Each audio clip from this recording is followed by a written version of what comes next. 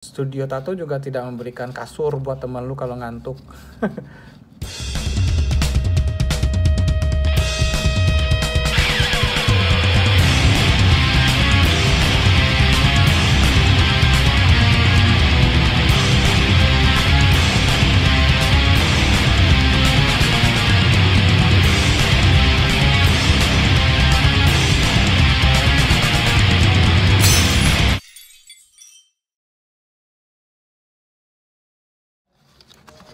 Halo, selamat siang teman-teman, buat para pecinta tato dan penggemar tato dan yang akan terjun di dunia tato. Saya mau ngasih tips dan saran buat kamu yang mau bikin tato atau baru atau menambah tato. Pertama-tama kamu harus tahu kamu mau bikin tato buat apa. Sebagian temen saya tanyain, ada yang iseng. Ada sih, saya juga iseng kadang-kadang jadi beneran. Awalnya dari pulpen waktu kecil, terus jadi beneran, jadi tato beneran. Itu boleh alasannya. Biar jadi keren ini banyak nih. Kamu mau jadi keren seperti apa? Kamu mau jadi terlihat gagah, terlihat ayu, terlihat sopan, tapi terlihat galak, bisa juga. Bisa terlihat keren, bagus. Jadi jagoan. Nah, alasan jadi jagoan nih klasik nih, men. Zaman dulu ya, kalau zaman sekarang jagoannya udah pada pindah ke media sosial. Dulu jagoan lawannya jagoan, sekarang jagoan lawannya undang-undang ITE. Ribet sekarang emang. Jadi jagoan tato sekarang kayaknya alasannya nggak tepat banget ya. Contohin dulu ya. Lu kalau mau jadi jagoan harus punya duit banyak, atau lu harus punya alasan banyak buat jadi jagoan. Karena jagoan dulu sama jagoan sekarang beda, Pak. Jagoan dulu jagoan sekarang. Terus ada menutupi kelemahan, menutupi luka, menutupi bekas jahitan, atau menutupi, asal jangan nutupin tompel ya, karena tompel itu pemberian Tuhan. Ya, pemberian Tuhan, mungkin ada juga yang pemberian ibu. Terus melawan. Gua dulu disuruh jadi polisi, gue bikin tato anarki biar gak jadi polisi. Itu bagus. Bukan maksud gue lu gak boleh jadi polisi ya, lu boleh jadi apapun yang lu mau. Tapi ketika lu bikin tato dan punya alasan, tato lu bakal jadi sebuah pertanda jati diri lu sendiri. Cool. Nah, dari beberapa banyak alasan membuat tato, sekarang lu tinggal mikirin aliran apa yang lu harus tahu nih. Tato, lu mau bikin tato, lu harus tahu lu mau pakai style yang kayak gimana dulu. Seperti apa jati diri lu sendiri, seperti apa karakter diri lu sendiri, harus cocok dulu. Ada beberapa style tato yang harus lu ketahui dulu. Tradisional, Japanese style, realist, neo trad, neo school, fine line, tribal, Latin. Banyak banget style yang berkeliaran di dunia tato. Kamu harus tahu itu. Dari lu tahu style, lu tahu lu harus mau kemana. Lu harus tahu lu mau pakai baju apa dengan tato lu, dengan gaya lu harus dengerin musik apa. Ya macam-macam ya, style orang itu macam-macam dan selera orang macam-macam. Lu bebas mau ke arah mana. Ada beberapa style nih. Seperti gua mau ngawalin dari new school. Oke. New school not new anymore ya. New school itu di pertengahan 90-an. Itu lama ya, sekarang udah nggak terlalu. Lu boleh lihat ada gambarnya di sini. Ntar gua kasih tahu, new school bukan tato yang new. New school adalah style nggak lama-lama banget, tapi lama lah. Memang pada saat style itu muncul, memang baru di tahun 90-an. Dia sangat ngepop dengan warna-warna yang funky, dengan gambar-gambar yang lucu, banyak juga. Sekarang tribal. Tribal adalah tato tertua di muka bumi. Tribal adalah orang yang pertama dalam histori tato itu menggunakan style tatonya tribal. Terus sekarang Neotrad adalah versi baru. Emang sengaja gue catat karena gue pelupa. Neotrad adalah versi baru dari dari tradisional. Jadi dengan banyak style yang muncul sekarang, dari blackwork, funline dan macam-macam, sekarang ada perubahan-perubahan. Dari dulu disebut old school, sekarang mungkin disebut tradisional. Sekarang tradisional tattoo, dulu mungkin orang menyebutnya old school ya. Tato style tertua, saya nggak bicara masalah tribal atau Dayak, itu beda lagi tertuanya, tua banget dalam histori. Tradisional dibawa oleh para pelaut yang punya imajinasi tinggi di tengah laut atau jauh. Emang imajinasi orang lebih bagus, lebih tinggi ketika di dalam tekanan atau di luar daerah wilayah atau di suatu tempat yang asing. Imajinasi orang manusia itu selalu lebih timbang lu diri atau diam di kamar coli, imajinasi lu mapet. Ya, ada beberapa tato artis di Indonesia yang meremehkan tradisional style. Oh, tato tradisional tidak ada yang suka, banyak yang mungkin main lu kurang jauh bro, atau lingkaran unyu-unyu. Ada juga yang bilang, oh tradisional bikin line besar atau solid bla bla, apa sih gambar kartun yang gitu. Atau lu nggak paham tato kali, mungkin bisa sih, gua wajar aja sih kalau gua menilai lu kayak gitu. Kalau menurut gua tradisional memiliki style yang berani, more iconic, cool, dan original tato. Realism menurut saya adalah jenis tato yang terlihat seperti gambar realis. Yang terlihat seperti itu ya dijadiin seperti itu. Jadi realis adalah copy hal ini ke tato lo, dibikin semirip mungkin. Jadi ngopi dari sini ke sini ya. Ya seperti itu realis. Buat gue sih realis itu orang yang nunjukin show off skill aja ya. Biar ini gue lebih bagus bisa bikin realis ya. Ini realis. Gue juga dulu bikin realis, tapi gue berubah menjadi original tato tradisional. Realis terlihat trippy mungkin ya kalau di kulit lo. Kalau lo taruh di kulit lo, kamu bisa lihat ada yang 3D, yang benar-benar terlihat dari salinan gambar A dan ke kulit lo.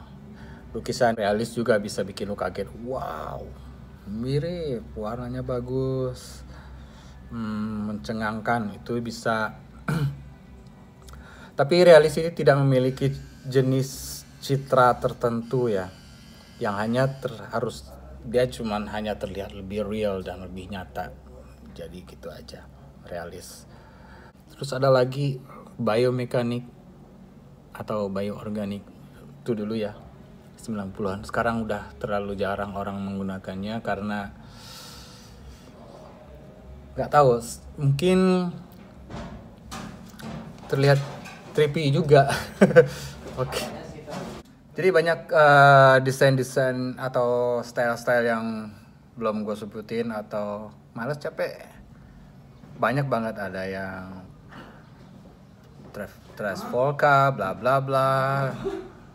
Apa aja ya, banyak ya. Sekarang lo pikirin kapan mau lo bikin, ada waktu yang lenggang, lo harus cari waktu benar-benar free, relax, nggak ada gangguan yang lain-lain. Lo harus minta izin, nggak usah minta izin sih. Is about ini tentang diri lo sendiri. Jadi yang harus lo pikirin diri lo sendiri. Anjuran dan larangan bagi pelanggan tato ya. Sekarang lu adalah seorang pelanggan ketika lu udah punya tujuan. Tik tik tik tik, gue mau bikin tato nih, lu udah mau ke studio, itu lu udah calon pelanggan tato. Selamat datang di dunia hitam. Anjuran dan larangan pelanggan tato, pertama kamu harus sadar dulu nih, apa tanggung jawab kamu untuk memiliki tato. Untuk negara kita ini ada sebagian pekerjaan yang tidak bisa memiliki tato. Jadi ya lu harus pikirin dulu matang-matang lu mau taruh di mana.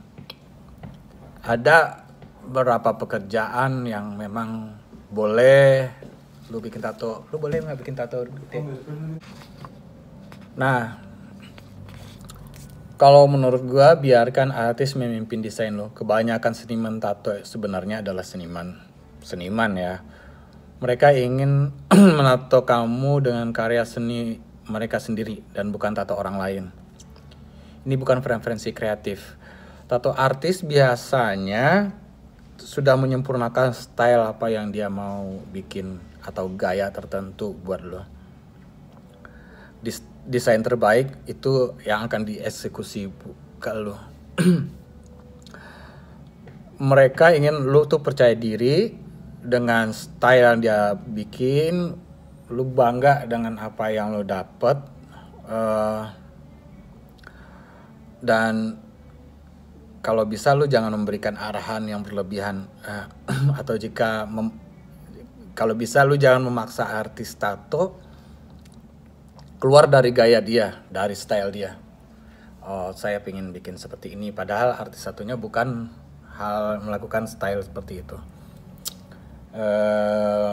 Terus jangan liatin, oh gue pengen seperti artis lain kecuali cuman referensi gue pengen seperti ini tapi dengan style lo, itu beda lagi ya kata-katanya.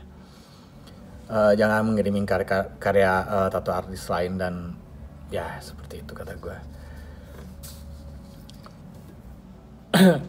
Jangan heran jika artis tato tidak ingin membuat tato dengan gaya yang bukan dia miliki, karena ini tergantung tato artis lain ya. Tato artis yang seperti apa dulu nih? Tato artis yang bisa melakukan segalanya juga kadang-kadang butuh duit ya melakukan segalanya gitu.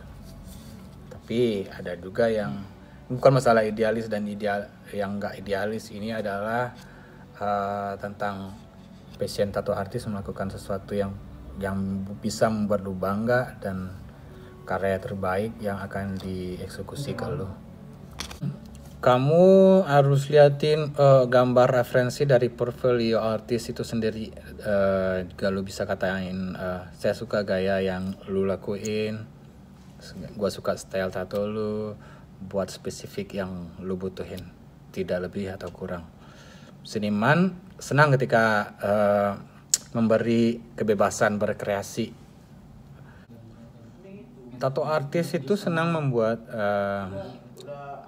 diberi kebebasan apa yang dia bisa, apa yang dia mau berkreasi seperti apa yang dia ingin, kecuali kamu mempunyai keputusan kreatif dari diri lu sendiri. Jika lu memiliki sesuatu yang spesifik yang ada dalam pikiran lu dan beritahu tato artisnya, dan berikan tato artisnya kebebasan untuk membuat dengan style apa yang dia punya. Terus jangan nyolot juga, jangan memberi tahu ke artisnya, oh gue bebas melakukan apa yang lu mau. Tapi tergantung, kalau tato artis yang seperti apa yang lu tuju, tato studio yang seperti apa yang lu tuju.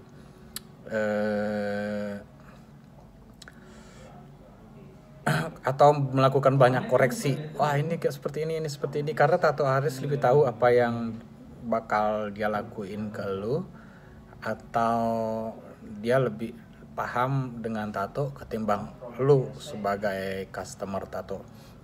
Kalau lu ragu dengan tato artisnya, jangan bikin tato sama dia. Cari tato artis yang seperti apa yang lu mau, ya seperti apa yang lu koreksi.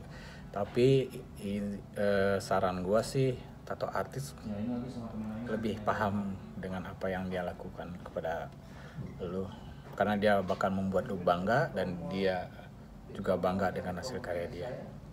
Kalau kamu terlalu banyak koreksi, kamu terlalu banyak komplain, ini gitu, seolah kamu tidak percaya sama tato artisnya. Sekarang gini, kalau kamu nggak percaya sama tato artisnya, jangan bikin tato sama dia.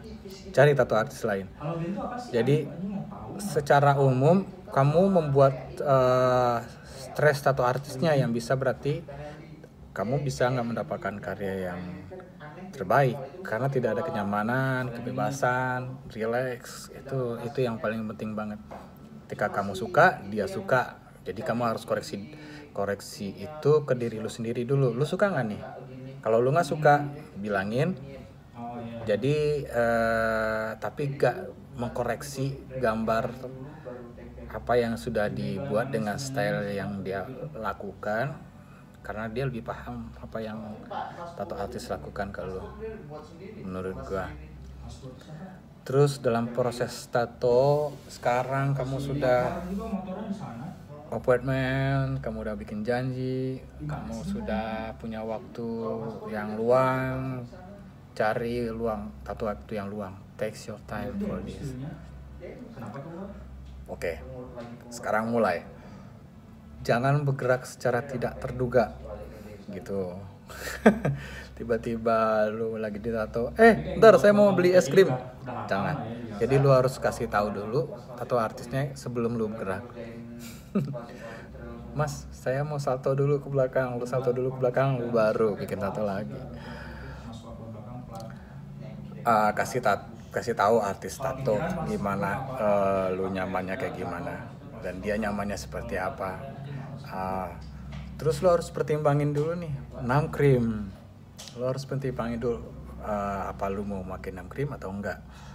Kadang-kadang 6 krim membantu sih toleransi rasa sakit. Ya lo tanya dulu ke tato artisnya. Ketika lo mau bikin tato, lo mau pilih penempatan di mana dan tato apa yang lo mau lakuin. Ada beberapa macam, kayak lu mau cover up atau lu mau blast over, kalau buat lu nutupin tato yang lama. Tapi tato baru selalu merupakan pilihan yang lebih baik daripada yang menambah atau memodifikasi tato yang udah ada. Ingat itu.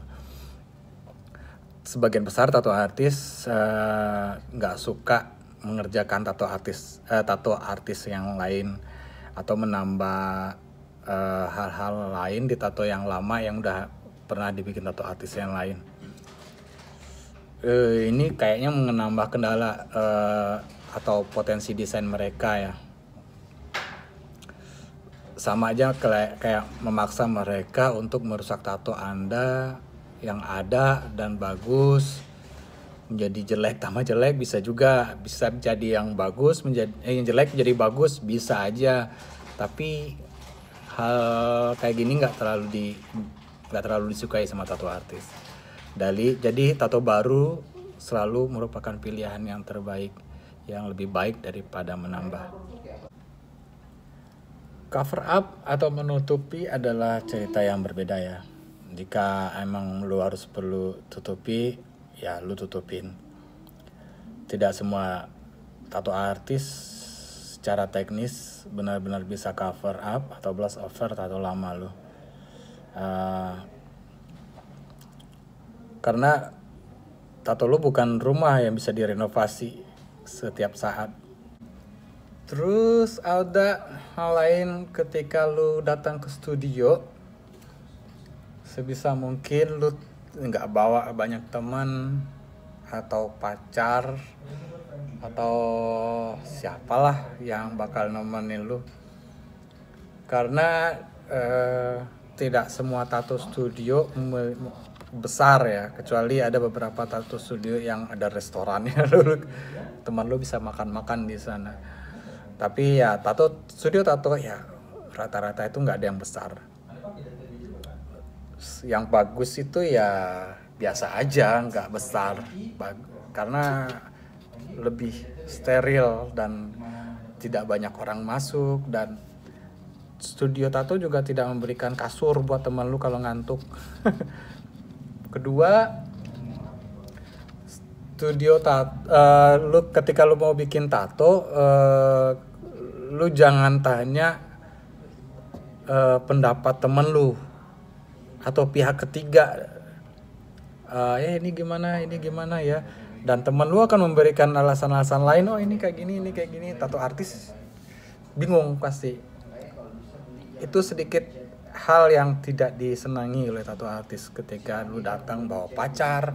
Setelah cukup lu aja sama tato artis, gak ada orang lain yang mencoba menilainya, kecuali lu dari awal sebelum desain itu udah jadi, lu udah cerita ke teman lu atau ke pacar lu. Kalau masalah suka tidak suka ya, bukan masalah koreksi gambar, ini harus seperti ini, harus seperti ini.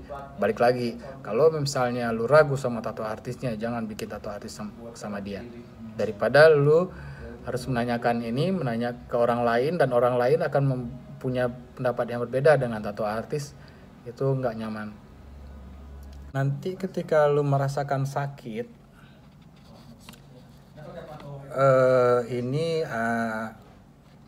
makanya dari awal lu harus pikirin buat toleransi rasa sakit lu itu pakai numbing cream atau apa hal ya, lebih baik lu tanyain ke tato artis lu menggunakan apa, anestesi atau apa, tapi lu lebih mikirin dulu apa efek-efeknya ke lu sendiri, karena nggak semua anestesi itu bagus. Ketika ditato kulit bisa jadi tegang dan pori-pori mengecil, itu tidak bagus ditato ya. Sekarang tato lu udah kelar, udah jadi, lakukan kebiasaan memberi tips. Tips walaupun 20%. Tip itu gak harus banyak. Tip itu hanya pertanda kalau lu puas. Mungkin di Indonesia budaya tips nggak terlalu itu ya, tapi ya itu bebas, terserah lu sih. Lu mau ngasih tip, gue mah ini serah lu. Oke, sekian dulu ya. Buat teman-teman yang mau ditato, yang mau mikirin nambah tato, pikirin lagi. Halo Dok, biji lu bukan Ruth. Jadi ya gitu, lu harus bayangin lagi, pertimbangin lagi, datang ke tato studio, pilih tato artisnya, lihat hasil tatonya, berkonsultasi lah ya. Selamat siang, selamat sore, selamat malam, selamat pagi. See you never.